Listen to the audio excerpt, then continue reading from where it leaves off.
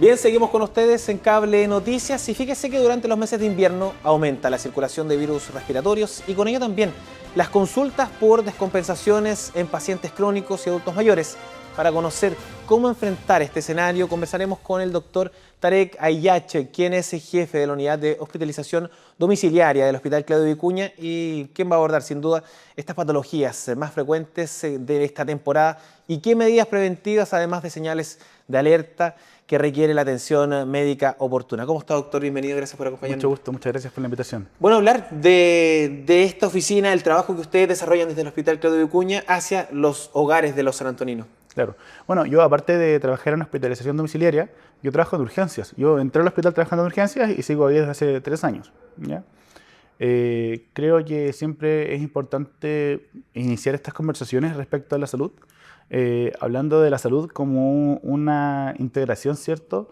Que es el modelo de salud actual de hace muchos años, entre lo biológico, lo psicológico y lo social. Perfecto. ¿Ya? Como médico de urgencias veo mucho lo biológico. El paciente con una enfermedad aguda descompensada, el paciente que tiene una infección que no avanza bien, el paciente con una enfermedad crónica que evoluciona mal por algún motivo, generalmente una infección. Pero como médico de hospitalización domiciliaria veo mucho lo social y lo psicológico también, que se refiere a cómo el ambiente del paciente es el que muchas veces condiciona que dos pacientes con la misma patología, uno evoluciona sin ningún problema y si se resfría no pasa nada, y otro que si se resfría se descompensa y llega a una neumonía y llega a la urgencia con una infección generalizada que requiere manejo muy complejo y que al final termina complicándose y que podría hasta morir. Y desde eso podemos hablar un poco desde las condiciones del hogar y también la compañía de sus círculos, de sus familiares. Sí. Creo que, bueno, para que un paciente esté hospitalizado en su domicilio, tiene que enfrentarse o cumplir ciertas condiciones, ¿ya? Obviamente, para que alguien esté hospitalizado en su casa, tiene que tener un domicilio que sea adecuado, que tenga un acceso vehicular, ¿cierto?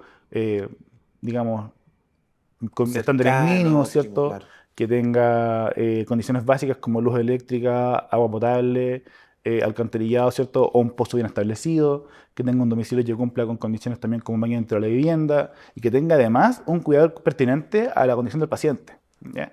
Y hartos pacientes se caen justamente en eso, en que son adultos mayores que viven solos, ¿cierto? O que están al cuidado de adultos mayores que son dependientes o que antes de estar enfermos cuidaban a otros adultos mayores que ya eran dependientes. Y esas son condiciones que al final lo que hacen es que uno vea, claro, este paciente va a estar mejor en el hospital o va a estar mejor en su casa, ¿ya? En ese sentido, es súper complejo, yo creo, darse cuenta de cuánta gente, lamentablemente, se las apañan solos, entre adultos mayores que reciben una pensión mínima, ¿cierto? Y que tienen que mantener casas y que tienen que ir logrando un malabar económico para poder subsistir. Doctor, claro, son temas que quizás quedaron al descubierto con la pandemia, con el COVID, la salud mental en general, pero también hablar de los temas respiratorios, las Claro, enfermedades sí, respiratorias a eso vinimos. que han sido sin duda, en esta época del año aumentan. ¿Cuáles son las principales recomendaciones a la familia en general, pero principalmente también a quienes están hospitalizados desde su domicilio? Claro. Creo que esto es una conversación que puede alargarse un poco. Ya como te digo, yo como trabajo en urgencias, de repente veo al paciente desde que llega resfriado o con una neumonía, queda hospitalizado, se le dan antibióticos, se estabiliza y se manda al domicilio y el domicilio se rehabilita. Entonces veo todo el proceso, digamos, de la enfermedad de que está ya en la fase más álgida hasta que se está recuperando, ¿ya? Creo que lo primero es el cuidado propio y del resto. Ya uno como ser humano es un ser social. Uno depende mucho de su familia, estando joven o estando enfermo, estando joven, estando viejo, estando sano, estando enfermo, uno siempre es parte de una red de más personas, ¿ya? Y si su familia biológica en sí no cuenta, la comunidad a la que uno pertenece, ¿ya? Y la comunidad llega hasta la comuna, ¿cierto? Bueno, la provincia, la región, el Sí, país, claro. etcétera. Son factores que van contribuyendo de una manera u otra. Entonces, por ejemplo, a nivel personal, el lavado de manos, algo tan simple como lavarse las manos, ¿cierto? Estar en ambientes que estén limpios de aire, alejarse de los tóxicos como son el humo del cigarro, el humo de las chimeneas, lamentablemente, que a veces es lo que tienen las personas, también genera que la infección sea mayor. La vacunación como fenómeno, ¿cierto? Como política de salud pública, es una herramienta tremendamente útil. No solo porque previene muchas infecciones graves, sino que porque evita también los contagios, porque previenen los brotes. Son factores que van influyendo. si uno va viendo, ¿cierto?, las infecciones que van ocurriendo mes a mes, esto sigue mensual, semana a semana, de hecho, hay ciertos virus que están en auge y son virus que tienen poblaciones específicas que afectan, son virus que generan cuadros específicos y muchas veces son virus que una persona sana, digamos, por ejemplo, no sé si tú o yo nos resfriamos, claro, nos resfriamos y ya, un adulto mayor que tiene más enfermedades con el mismo virus se empieza a complicar, ¿ya? Y dentro de lo mismo hay medidas como sociales, por así decirlo, que son, pucha, si mi abuelo está enfermo o el hijo de alguien está enfermo, ¿cierto? Yo no voy a ir a fumar al lado de esa persona. Bueno, yo no fumo, pero alguien no va a ir, ¿cierto?, a fumar al Se lado de esa entiende. persona. No, no vas a ir tú enfermo, ¿cierto?, a exponerte, a exponer a un niño o un adulto mayor dentro de lo mismo que estaba sano y a lo mejor a veces se contagian. Pasa harto eso, que la gente de repente va a ver a un familiar estando enfermo y no se lava las manos, ocupa mascarilla, ¿cierto? Eh, Tosen y mantienen el ambiente sin limpiar y eso va generando que se vayan contagiando. Claro, hablábamos de eso, de la soledad de estos adultos mayores, de que reciben estas visitas, y también existen algunos cuidadores que no están de manera constante, pero que van de vez en cuando. ¿Cuál es el llamado también a ellos a tomar en cuenta, a ver esta persona, a tomar en consideración o también tener estos resguardos para evitar ciertos contagios? Claro. Bueno, en primer lugar, creo como antesala a esto, la vejez, esto lo he podido ver a través de mis pacientes, pero también como experiencia personal a través de mi familia, la vejez es un lugar muy solitario. Y creo que es importante no dejar de lado a los adultos mayores, darnos el tiempo para poder hablar con ellos, para escucharlos, para hacerles saber que son queridos. ¿Ya? Yo creo que ahí todos, y con mi culpa, fallamos de repente en eso. Y sobre eso, si esto ya un poco al ambiente práctico, creo que es importante que el adulto mayor se mantenga bajo el cuidado de su familia si es que es posible, ¿ya? Se mantenga, ¿cierto?, con alimentación disponible, con servicios básicos siempre asequibles, ¿cierto? Que tenga siempre un cuidador que, claro, a lo mejor de repente está enfermo, está resfriado, pero que tome las medidas necesarias y pueda ir a verlo. Ahora, evidentemente, si tú estás muy enfermo, claro, hay transacciones que se pueden hacer, ¿cierto? Hay una forma en el fondo en el que uno puede hacer el balance de decidir o no ir, pero generalmente el balance tiene que ser asegurarte que esa persona reciba el cuidado necesario. Ya hay la importancia de la mascarilla, del lavado de manos, de la higiene de la tos, que es en el fondo cuando uno tose, no toser en las manos o no toser al aire, sino que cubrirse, ¿cierto?, idealmente con el antebrazo, con el mismo brazo, eh, eh, pucha, usar manejo sintomático para disminuir los síntomas también, las molestias.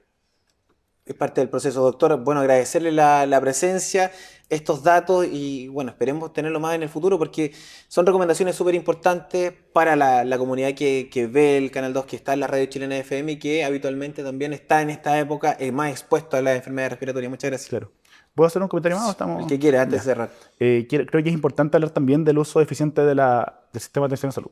¿Ya? Creo que es importante que la gente comprenda un poco qué tipo de atención requiere realmente una atención de urgencia, cuando esa atención puede ser en un SAP o en un SAR, o cuando esa atención puede ser en su consultorio con su médico cabecera o en una consulta, digamos, que no sea de urgencia. Ya el sistema de urgencia está lamentablemente muy saturado. Si bien el sistema de salud invierte constantemente dinero, ¿cierto?, pese a los distintos recortes que se puedan hacer o no, el sistema de salud en general y en todo el mundo es un sistema que gasta mucho o que ocupa mucho dinero, ¿cierto? Invierte mucho dinero. Y es bueno que nosotros como usuarios, todos somos usuarios, hagamos un uso eficiente de este. ¿Ya? Una persona que tiene una patología crónica, que sufre una descompensación, que es larvada, que es lenta, ya progresando día a día, puede perfectamente ir a consultar a una consulta ambulatoria, es decir, sacando una hora, ¿cierto?, yendo a su atención correspondiente, antes de que llegue a complicarse severamente, que muchas veces uno ve en la urgencia pacientes que llevan 3 semanas enfermos y ya en el último momento es cuando ya están muy descompensados. Y asimismo, cuando una persona decide finalmente consultar de urgencia, esa consulta puede ser perfectamente una consulta en un SAP o en un SAR, que recibe manejo sintomático, se da una atención que es más expedita, que busca resolver el síntoma. Y si esa consulta no funciona, ir a la urgencia. ¿Ya? Creo que siempre la pregunta para ir a urgencias del hospital o no, tiene que ser, pucha, yo tengo una condición tal que me impide totalmente hacer mis actividades diarias, que creo que va a requerir que esté hospitalizado, o que me genera tal molestia que yo requiero que me atiendan ahora ya. Y si la respuesta a eso es no, a veces pueden atenderse en otras instancias para no saturar un sistema que ya está sobrecargado. Doctor, en este mismo tema, si hablamos de porcentaje de la gente que llega a urgencia, ¿cuál será el porcentaje de la gente que podría haber ido a otra instancia, como ya la estaba señalando antes de llegar a urgencia? Claro, en la urgencia hay un sistema de clasificación, ¿ya?, que es el sistema ESI, ¿ya?, que clasifica del 1 al 5. El paciente SI1 es el paciente que está con una condición mortal. Y si yo no la atiendo pronto, ¿cierto?, podría fallecer rápidamente. O podría deteriorarse y complicarse con secuelas severas muy rápidamente, ¿ya? El SI2 es el que tengo que atender idealmente antes de media hora, ¿ya? Porque tengo ese plazo de tiempo para hacer las intervenciones correspondientes, para hacer la evaluación adecuada, digamos, tengo que hacerla rápido, pero no es una patología que podría, digamos, rápidamente causar la muerte o consecuencias severas para el paciente. El SI3 es un paciente que yo tengo que atender, ¿cierto?, idealmente en la urgencia, pero que la verdad las cosas puede esperar afuera. Y después está en el SI4, que es un paciente que a lo más va a requerir un tratamiento inyectable intramuscular, ¿cierto?, o un examen de orina, por ejemplo, y que se va a ir, que va a estar en teoría poco tiempo entre la urgencia. Y el SI5 es un paciente que no requiere que yo le administre nada en la urgencia, solamente la consulta, y que podría perfectamente ir al CESFAM a esperar, ¿ya? Si yo ordeno un poco esa estadística, yo te diría que hay un 30% de las consultas que son SI4, SI5, que la verdad las cosas no deberían ir al hospital, ¿ya? Queda muy claro el punto, Sí. doctor. Bueno, gracias por habernos acompañado y la Por invitación supuesto. abierta a que podamos seguir hablando de estos temas en el No, futuro. muchas gracias. Creo que es muy importante uno como profesional de salud, ¿cierto? Bueno, todos dentro de la sociedad, pero yo dentro de mi área tenemos un rol que es educar a nuestra población, que es hablar de estas cosas, no desde un lugar de altura, sino que es desde un lugar a la par con la población, en la cual yo comunico lo que sé y oriento, digamos, dentro de lo que puedo, y eso genera, ¿cierto?, que todos tengamos un uso más eficiente del sistema. Eso es lo que uno busca. Muchísimas gracias. Ahí está el Gracias por la doctor invitación. Tarek Ayache, jefe de la unidad de hospitalización domiciliaria del Hospital Claudio Vicuña de San Antonio, dándonos cuenta también de esta situación y entregando también recomendaciones a la comunidad. Vamos a una pausa y ya seguimos con ustedes.